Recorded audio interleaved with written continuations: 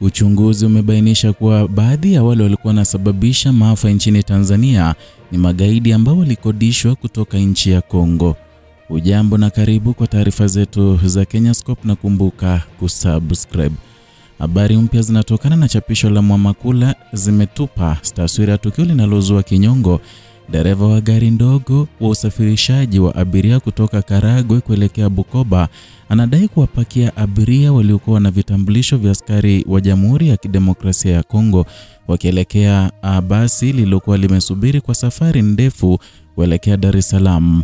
Tukio hilo linadaiwa kutokea ndani ya wiki chache kabla uchaguzi, na limeibua maswali mazito kuhusu uwezekano wa kuingizwa kwa wanajeshi wa nje katika mizozo iliyokumba nchi baada ya uchaguzi.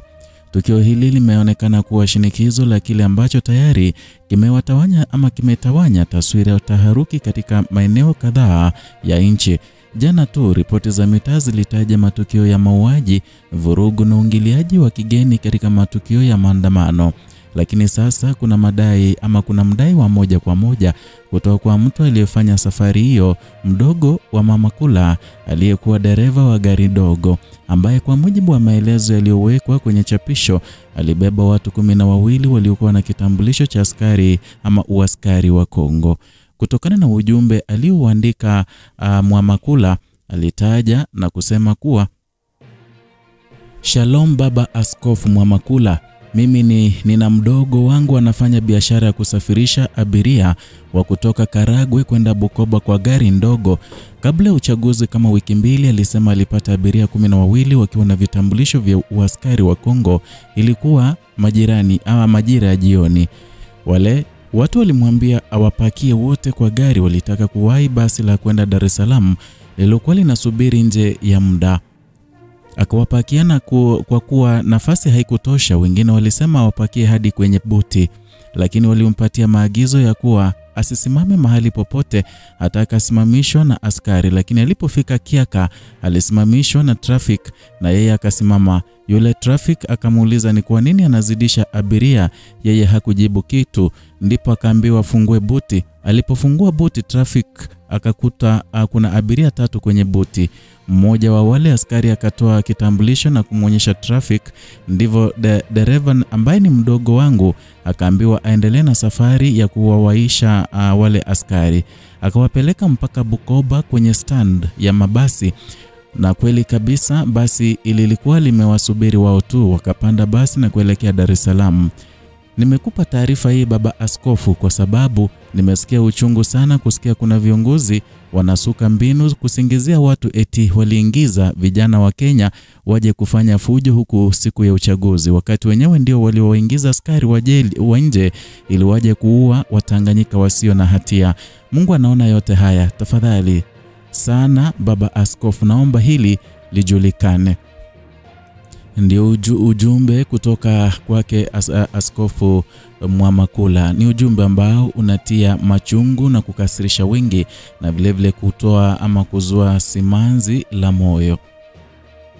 Katika mchakato huo, abiria hao walitarajiwa kuwasili Bukoba na kutoka hapo kujiunga na basi iliyokuwa tayari kwa safari ya kuelekea Dar es Salaam.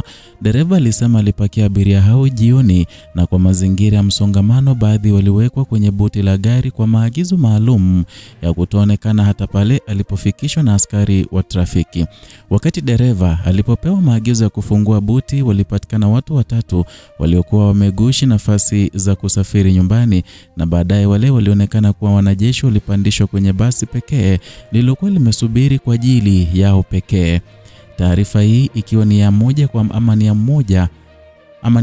moja inaleta changamoto kubwa kwa taswira ya mgogoro ulioshuhudiwa. Iwapo watu wa kigeni waliingizwa kwa mbinu za siri na kusafirishwa ndani ya rasilimali za taifa, basi huenda kulikuwa na mpango uliofana kuendesha vurugu kwa ajili ya madhumuni ya kisiasa au kuleta hofu miongoni mwa wananchi. Chapisho limeeleza zaidi kwamba watu hao walitoa maagizo kwa dereva asisimame popote hata pale panapokamatwa kwa trafiki. Hali iliyofanya dereva kuhofia juu ya kile kilichofuata na kumpelekea abiria hao hadi Bukoba kwa usalama wa kujiunga na safari ya mbele. Kesi kama hii inabeba uzito wa kibinafsi na kiafya. Familia zinatafuta waliopotea, majirani wanalalamika kuhusu uzito wa usalama, na jamii inajikuta ikikabiliwa na hali mpya ya kutokuwa na uhakika. Mamilioni ya wananchi wanahangaika kujua ukweli. Je, wale waliokuwa na vitambulisho vya askari wa Kongo ni wanajeshi wa mara kwa mara wa taifa hilo, au ni watu waliotumia vitambulisho vya bandia kwa madhumuni ya kuleta taharuki? Ujumbe wa chapisho unaleta wazo la uwezekano wa kuingizwa kwa wanajeshi wa nje katika mizozo ya ndani, hata kama maelezo haya hayafikii stadia ya ushahidi wa mahakama. Yanapaswa kuchukuliwa kama onyo la haraka la kukagua msururu wa matukio. Ni nani aliagiza safari yao? Ati walikuwa na lengo gani hasa? Je, kulikuwa na uhusiano baina ya wale walioingizwa na matukio ya mauaji au vurugu zilizofuata? Kwa familia zilizoathirika, majibu haya ni maswali ya uhai nalo. Tukio la kushtua hili linatokea katika muktadha wa uchaguzi uliokumba hadhi na amani ya taifa zima. Na katika enzi za hivi majuzi kuna taarifa za kukatika kwa mtandao, vizuizi vya mkusanyiko na kuwanyima wapinzani nafasi za kisiasa, na ni mambo ambayo yameongeza mtikisiko. Na katika mazingira hayo, uvujaji wa taarifa kuhusu watu wa kigeni kuingia kwenye ardhi ya Tanzania unaongeza hofu kuwa kuna tantarau za kuharibu mtiririko wa amani au kuleta gumzo la kijamii kwa namna ya kuleta wahanga wapya. Geography. Mikoa ya Kagera, Karagwe na Bukoba iko karibu na mpaka wa nchi jirani na kanda ndogo zinazowezesha uingilio wa watu kwa njia zisizo rasmi. Mchakato wa usafirishaji wa abiria kwa basi au gari ndogo ni shughuli ya kawaida kwa wakazi wa maeneo haya. Hivyo urahisi wa kuhamisha watu bila uangalizi mkubwa unaweza kutumika kwa njia ya kujificha kwa wale wanaotaka kuingia kwa siri.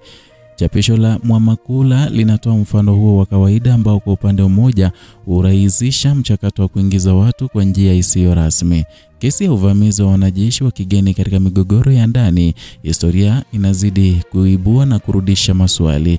Kwani historia ya mikoa ya Afrika Mashariki ina kumbukumbu za mara kwa mara kuingiliwa kwa walowezi wakati wa mizozo ya ndani. Hata hivyo, huwezi sema hayo bila ushahidi uliothibitishwa. Taarifa kama hizi zinapotolewa zinahitaji uchunguzi wa kina, ikiwemo upokeaji wa vitambulisho, maelezo ya visa vya kuingia kwa wageni katika kituo cha mpaka na ujazaji wa rekodi za usafiri. Hii ni kazi ya vyombo vya usalama, mahakama na vyombo vya habari vya kujitegemea. Kuthibitisha uhalisia wa habari, kuchunguza kama kuna uhusiano kati ya wale waliosafirishwa na matukio ya ghasia, na kumfuta au kuthibitisha madai ya kuingizwa kwa wanajeshi wa nje kwa muktadha wa serikali ya jamii. Hatua hizi ni muhimu kwa ajili ya kurejesha imani ya raia katika taasisi ya ulinzi wa utawala wa sheria. Chapisho lililotangazwa na Mwamakula linatokana na taarifa ya mdogo wake ambaye ni kwa moja baina ya watu wengi waliokumbwa moja kwa moja na tukio hilo. Hii inamaanisha kuwa ingawa maelezo ni mazito na ya kushtua, bado yanahitaji uthibitisho wa ziada. Picha za vitambulisho, nyaraka na za usafiri, ripoti za polisi za huko Kiaka na ushahidi wa maandishi au sauti kutoka kwa wale waliosafirishwa ni muhimu ili kuweza kuunda picha kamili ya kile kilichotokea. Bila hayo basi, madai haya yatahisiwa kuwa ni taarifa za moja kwa moja. Hata hivyo, ushawishi wake kwa hadhi ya mjadala wa umma ni dhahiri. Chapisho limeamsha hisia kali miongoni mwa wafuasi wa mitandao na wanajamii waliokuwa wakiangalia tukio hilo kwa karibu. Kuna wito uchunguzi wa haraka na wazi, pamoja na maswali ya mamlaka juu ya ulazima wa kulinda mipaka na kuhakikisha kuwa watu wa nchi nyingine hawawezi kutumika kuleta vurugu. Kwa upande mwingine, kuna wito wa kutofanya uamuzi haraka kabla ya kuthibitisha ukweli ili kuepuka kuenea kwa taarifa zisizo sahihi ambazo zinaweza kuongeza namna ya mivutano. Chapisho la Mwamakula limeweka wazi kuwa kuna uhitaji wa uchunguzi wa kina. Ikiwa madai haya yatathibitishwa, basi matokeo yake yatakuwa ya kuathiri si tu usalama wa ndani, bali pia uaminifu wa taasisi za kitaifa. Kwa familia zilizoathirika ni swala la haki na kumbukumbu, kwa taifa ni swala la heshima na uhuru wa kujieleza bila kutumia mbinu za kinyama. Ni hayo tulikuwa tumekuandalia kutoka hapa Kenyascope, mahali unapata uchambuzi wa kina bila kuegemea upande wowote wala kupindisha taarifa. Zidi kutufuata na kutusapoti kwa kusubscribe, kulike na vile vile kushare video zetu.